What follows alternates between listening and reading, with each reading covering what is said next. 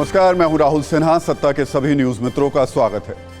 सत्ता की शुरुआत में सत्ते पे सत्ता, यानी 7 खबरें और दिलचस्प जानकारियां। सत्ता में पहले हम आपको चांद पर लेकर चलेंगे, जहां एक गुड न्यूज आई है। विक्रम लैंडर चांद पर एक ऐसी खोज में है जो बहुत चुनौतीपूर्ण है, लेकिन आज ये समझने की जरूरत है कि रूस के लूना 25 के क्रैश होने के बाद भारत के लिए चंद्र प्रवेश के असली चैलेंज क्या है।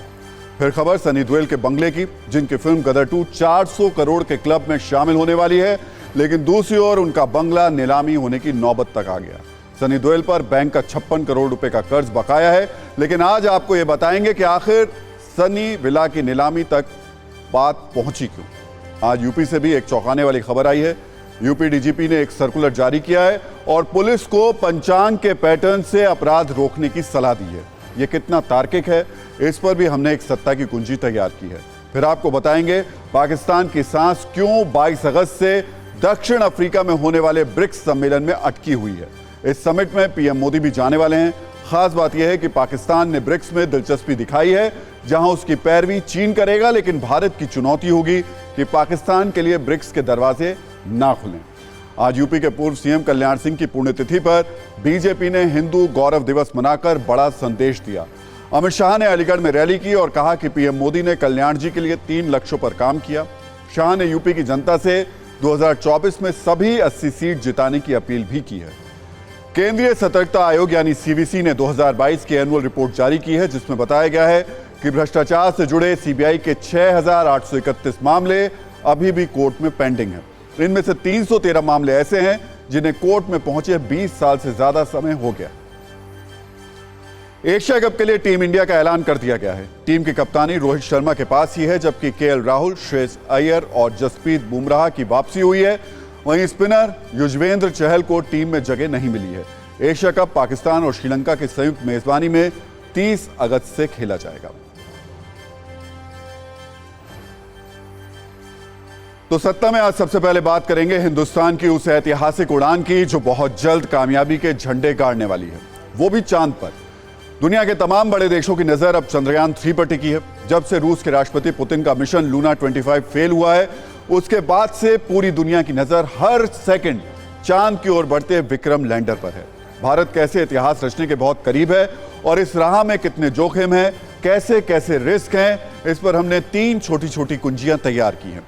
पहली कुंजी में आपको बताएंगे चंद्रयान 3 चांद के कितने करीब पहुंच चुका है, सतह से कितने किलोमीटर दूर है, विक्रम लैंडर ने चांद की जो लेटेस्ट तस्वीर भेजी है उसमें क्या है, और कैसे चंद्रयान 3 लैंडिंग की साइट ढूंढ रहा है। दूसरी कुंजी में आपको बताएंगे जिस चांद पर भारत झंडे गाड़ने वाला है, वहां कैसे रूस के राष्ट्रपति पुतिन के अरमान चूर चूर हो चुके हैं और पुतिन बेचैनी वाली ऑर्बिट में कितनी तेजी से चक्कर काट रहे हैं।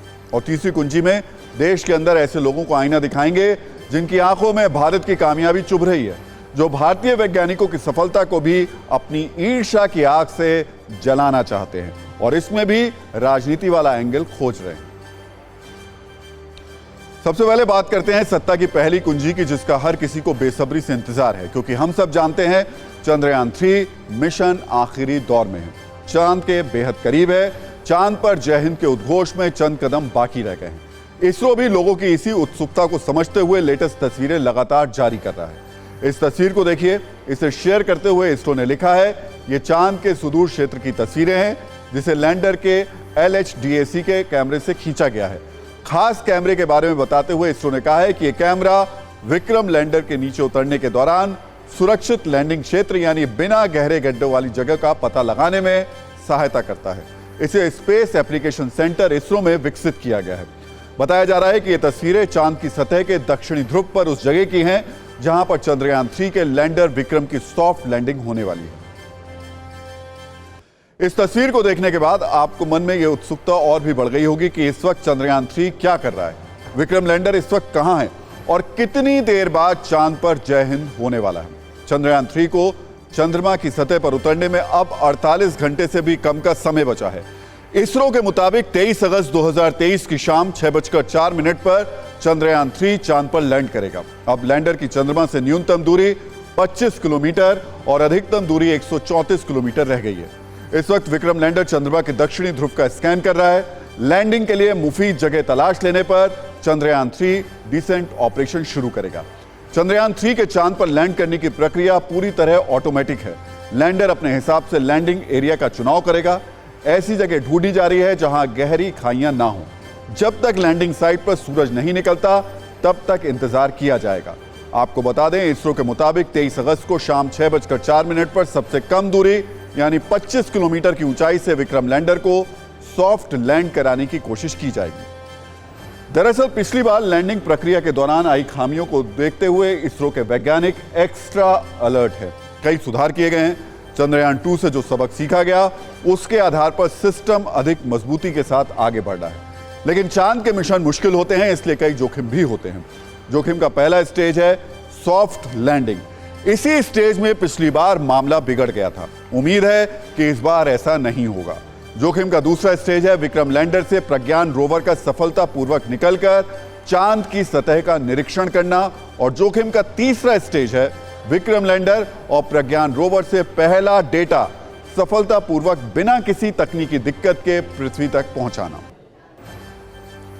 आपको यह भी बता दें कि चंद्रयान 3 की कवरेज के लिए TV9 भारतवर्ष की टीम बेंगलुरु पहुंच चुकी है। यहां से चंद्रयान 3 और उसके लैंडर विक्रम को ट्रैक किया जा रहा है, कमांड दी जा रही है और पूरा नेटवर्किंग सिस्टम चल रहा है। इस दौरान एक अच्छी खबर यह भी है कि चंद्रयान 2 के ऑर्बिटर ने चांद की कक्षा में चंद्रयान 3 का स्वागत किया है। दोनों के बीच संपर्क हुआ है। आपको याद दिला दें कि पिछली बार चंद्रयान 2 के तहत जो ऑर्बिटर गया था वो अब भी काम कर रहा है। ऐसे में चंद्रयान 2 और चंद्रयान 3 का आपसी संपर्क एक और शुभ संकेत है। लिफ्ट ऑफ नॉर्मल P1 23 अगस्त को शाम को 6:04 पर चंद्रयान 3 का लैंडर विक्रम चंद्रमा की सतह को छुएगा और उसके बाद उससे रोवर बाहर आएगा। ये रोवर चंद्रमा के एक दिन यानी कि पृथ्वी के 14 दिन के बराबर वहां पर खोज करेगा।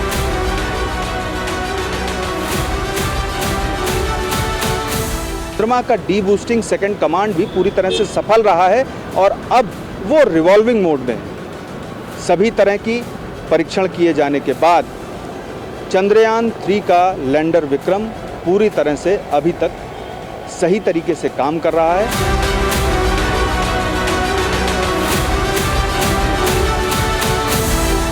From the beginning, landing is a very complex process. So even now also we are telling that landing is a complex process. So, but nothing to do with the Russians lander failure. But we have our own system, and we will be establishing a soft landing without any problem. Chandrayaan 1 and Chandrayaan 2 experiences have actually really helped us in order to understand how the mission has to be designed in such a way that even deviations in the systems should not affect the outcome of the mission. So still we will achieve the soft landing.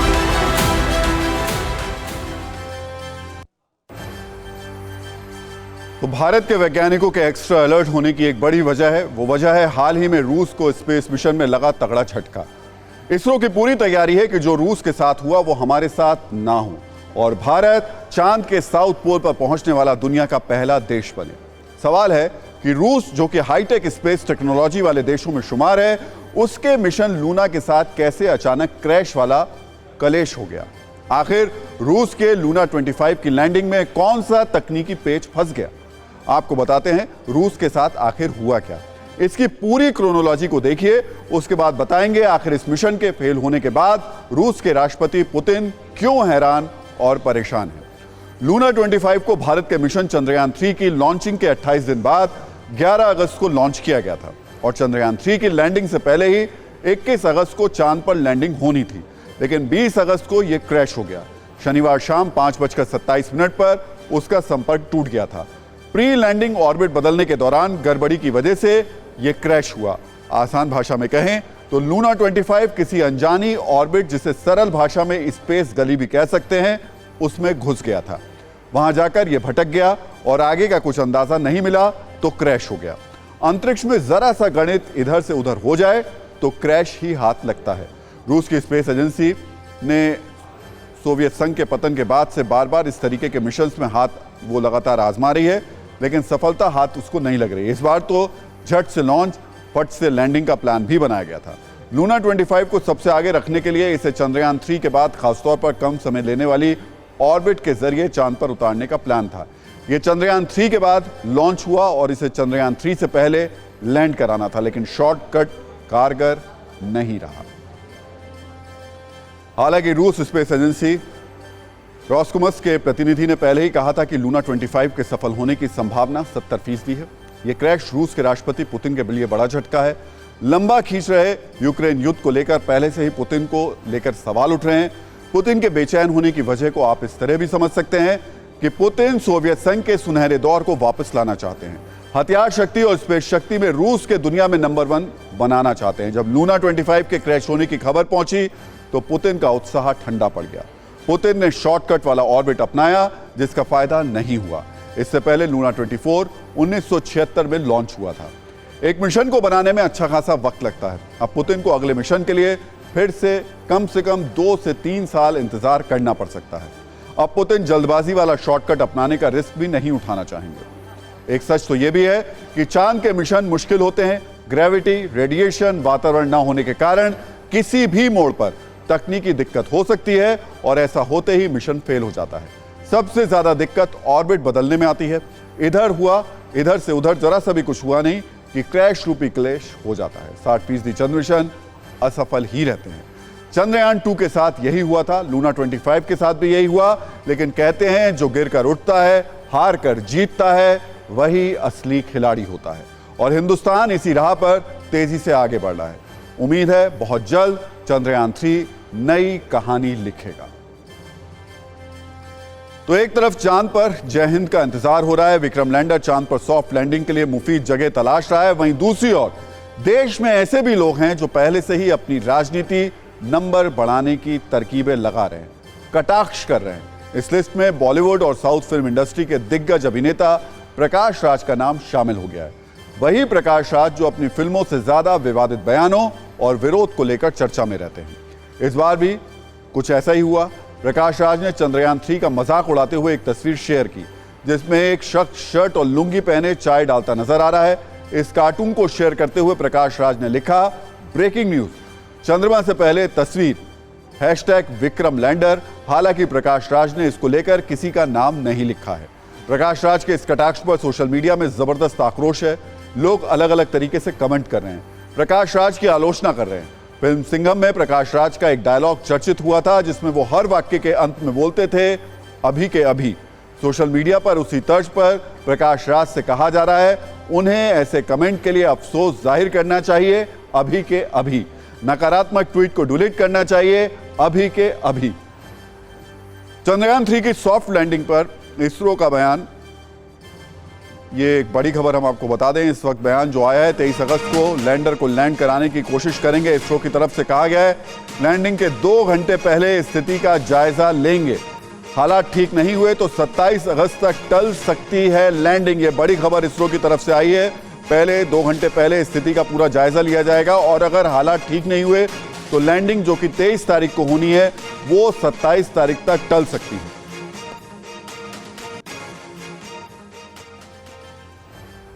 आपने अपराध पर अंकुश लगाने के लिए सरकार के कई तरीकों और मॉडल के बारे में सुना होगा, पढ़ा होगा, लेकिन क्या आपने सुना है पंचांग के जरिए क्राइम को कंट्रोल किया जा सकता है? शायद नहीं सुना होगा। लेकिन उत्तर प्रदेश से ऐसी ही चौंकाने वाली खबर आई है। आमतौर पर शुभ कामों के लिए, मुहूर्त देखने के लिए पंचांग का उपयोग किया जाता है, लेकिन अब उत्तर प्रदेश पुलिस बड़े बड़े अपराधियों पर काबू पाने के लिए पंचांग का सहारा लेगी। यह सिर्फ दावा नहीं है, इसको लेकर उत्तर प्रदेश के डीजीपी विजय कुमार की ओर से बाकायदा सर्कुलर जारी किया गया है, जिसमें तर्क भी हैं और निर्देश भी हैं।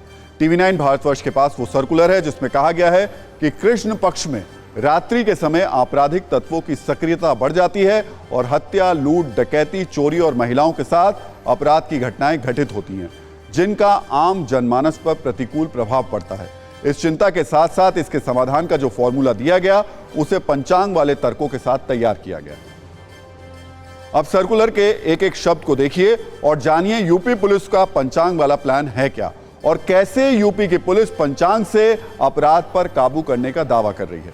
सर्कुलर में लिखा है कि प्रदेश के सभी जनपद या कमिश्नरेट में घटित घटनाओं का मुख्यालय स्तर पर विश्लेषण करने पर पाया गया कि हिंदू पंचांग के अंधेरे पक्ष यानी कृष्ण पक्ष की अमावस्या तिथि के एक सप्ताह पहले और एक सप्ताह बाद रात के समय अधिक घटनाएं घटित होती हैं। वरिष्ठ पुलिस अधिकारियों के स्तर पर यह विश्लेषण हर महीने किया जाए। आगे लिखा है हिंदू पंचांग के अनुसार हर महीने में कृष्ण पक्ष की अमावस्या तिथि को चिन्हित किया जाए। उदाहरण के लिए अगस्त में 16 तारीख, सितंबर में 14 तारीख और अक्टूबर में 14 तारीख को अमावस्या है। अमावस्या की तिथि से एक हफ्ते पहले और एक हफ्ते बाद रात में होने वाले अपराधों की क्राइम मैपिंग की जाए। क्राइम मैपिंग के अनुसार पुलिस अधिकारियों द्वारा अपने अपने जनपद या कमिश्नरेट में हॉट स्पॉट चिन्हित किए जाएं और योजना तैयार की जाए। डीजीपी ने इन 15 दिनों के दरमियान गश्त, पिकेट और वाहन पेट्रोलिंग की गाड़ियों को भी अलर्ट रहने का निर्देश दिया है और साथ ही जितने भी संवेदनशील राजमार्ग हैं उनमें रात में गश्त बढ़ाने व पर्याप्त संख्या में पेट्रोलिंग वाहन लगाने के निर्देश दिए हैं। डीजीपी ने अपने सर्कुलर के साथ हिंदू पंचांग की कॉपी भी अफसरों को भेजी है ताकि उन्हें पता रहे कि अमावस्या कब पड़ रही है और कब ज्यादा अपराध होंगे।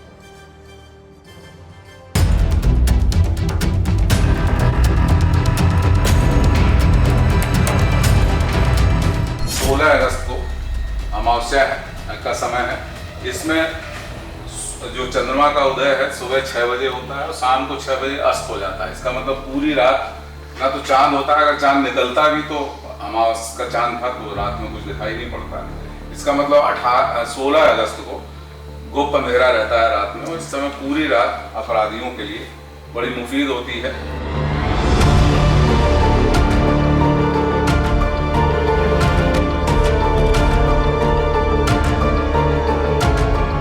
हिंदू पंचांग है वो चांद की जो आकार है, चांद का जो चांद के आकार पे उसका वो आधारित है, चांद के मूवमेंट पे आधारित है, तो इसीलिए वो ज़्यादा कन्वीनियंट है।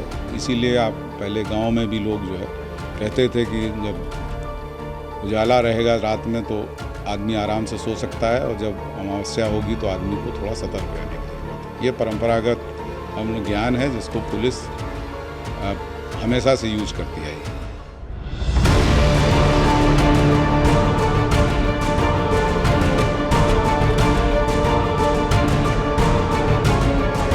ताकि थाना जो है इस ज्ञान के आधार पे अपनी गतिविधियों को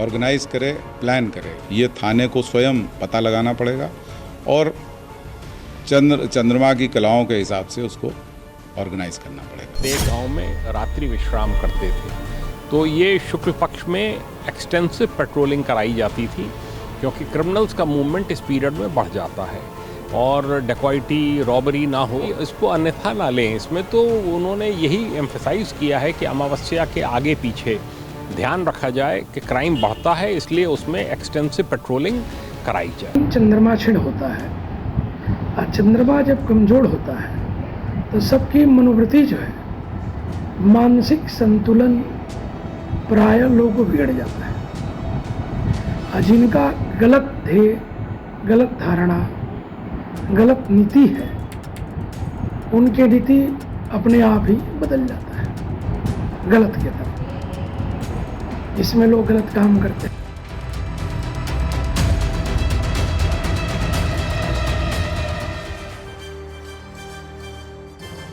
तो डीजीपी के अपने तर्क हैं और हिंदू पंचांग का अपना महत्व है। कई पुराने पुलिस अधिकारियों का भी ये मत है कि भले ही ये लिखित सर्कुलर अब आया हो, लेकिन इससे पहले भी अपराध नियंत्रण के लिए ऐसे पारंपरिक तरीके गैर आधिकारिक रूप से अपनाए जाते रहे हैं। हालांकि सवाल ये भी उठते हैं कि 2023 में AI, advance surveillance technology, drones और रात में दिन जैसी रोशनी करने वाली स्ट्रीट लाइट्स के दौर में पंचांग वाली गणनाएं शहरी क्षेत्र में कितनी कारगर होंगी।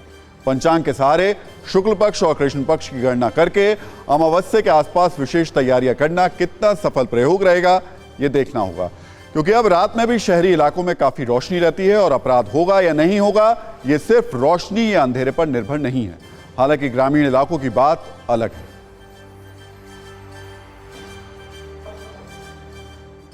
और अब बात भारत की एक ऐसी सत्ता की जिसकी दीवानी पूरी दुनिया बनती जा रही है। बड़े बड़े देश भारत की इस सत्ता के फैन हो गए हैं। एक दौर था जब भारत के लोग विदेशों में जाते थे तो उनकी तकनीक देखकर हैरान हो जाते थे, लेकिन अब बारी विदेशी मुल्क के लोगों की है और उनको हैरान कर रही है यूनिफाइड पेमेंट्स इंटरफेस यानी यूपीआई। इसका सबसे नया सबूत खुद जर्मन दूतावास की ओर से आया।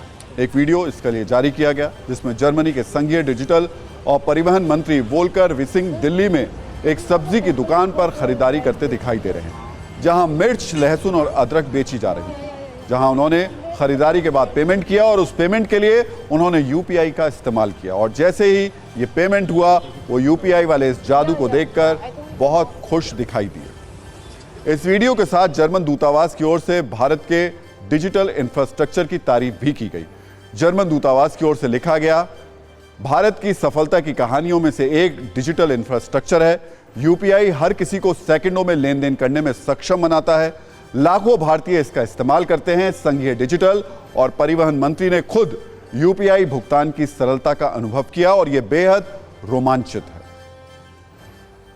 आज हमने यूपीआई वाली इस क्रांति पर आप सभी न्यूज मित्रों के लिए सत्ता की एक कुंजी भी बनाई है, जिसमें आपको गर्व वाली फीलिंग भी आएगी। और इसकी वजह है पूरी दुनिया में तेजी से फैलता यूपीआई का साम्राज्य। दुनिया के कई देश पहले से यूपीआई का इस्तेमाल कर रहे हैं और ऐसे देशों की संख्या लगातार बढ़ती जा रही है। Bhutan, Nepal, Malaysia, Oman, UAE, UK, European unions के कुछ देश और इनमें भी फ्रांस में यूपीआई का इस्तेमाल हो रहा है।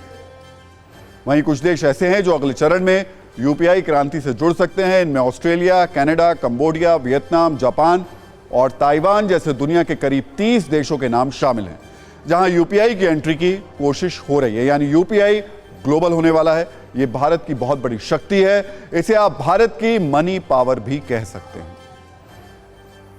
भारत में यूपीआई एक तरह से डिजिटल पेमेंट क्रांति की तरह है, जिसके कारण आज भारत डिजिटल पेमेंट में दुनिया में सबसे पहले नंबर पर है।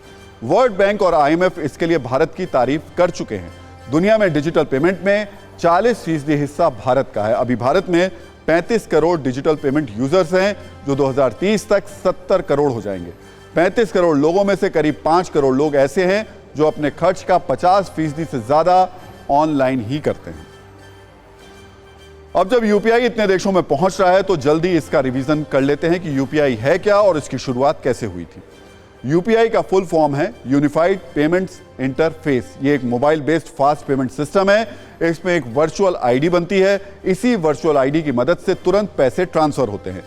11 अप्रैल 2016 को भारत सरकार ने इसकी शुरुआत की थी। फिलहाल दुनिया के 10 से ज्यादा देशों में इसे इस्तेमाल किया जा रहा है। यूपीआई सिस्टम की यह नई ऊंचाई भारत में डिजिटल क्रांति का प्रतीक है। यह संकेत है कि किस तरह पूरी दुनिया में हिंदुस्तान का डिजिटल दम और तेजी से बढ़ने वाला है, क्योंकि कुछ पिछली रिपोर्ट्स पर गौर करें तो 2022 के अक्टूबर महीने में यूपीआई से लेन देन में 7.7% का इजाफा हुआ था। सितंबर 2022 में लेन देन 11.16 लाख करोड़ तक पहुंच गया था, जबकि इसी एक महीने में 678 करोड़ का ट्रांजैक्शन हुआ था। वहीं अक्टूबर 2022 में लेन देन लगभग 12 लाख करोड़ रुपए का था, जबकि एक महीने में 730 करोड़ का ट्रांजैक्शन हुआ था। भारत में यूपीआई से रोज औसतन 22 करोड़ ऑनलाइन ट्रांजैक्शन होते हैं। और अब देश की बड़ी और अहम खबरों के लिए देखते हैं सत्ता टॉप 9। कल्याण सिंह की पुण्यतिथि के कार्यक्रम में अलीगढ़ पहुंचे गृह मंत्री अमित शाह ने कहा है कि पीएम मोदी ने 3 लक्ष्यों पर काम किया है। गरीब कल्याण, ओबीसी समाज के हित और राम मंदिर का संकल्प पूरा हुआ है। उन्होंने लोगों से 2024 के चुनाव में यूपी में बीजेपी को 80 सीट पर जिताने की अपील की। पश्चिम बंगाल की मुख्यमंत्री ममता बनर्जी ने केंद्र सरकार पर हमला बोलते हुए कहा, मोदी जी केवल 6 महीने के लिए पीएम हैं। ममता ने कहा कि मोदी जी को हटाने के लिए हम सब कुछ करेंगे। उन्होंने कहा कि बंगाल में एनआरसी कभी लागू होने नहीं दूंगी। ममता ने पुजारियों और इमाम के वेतन में 500 रुपए का इजाफा भी किया।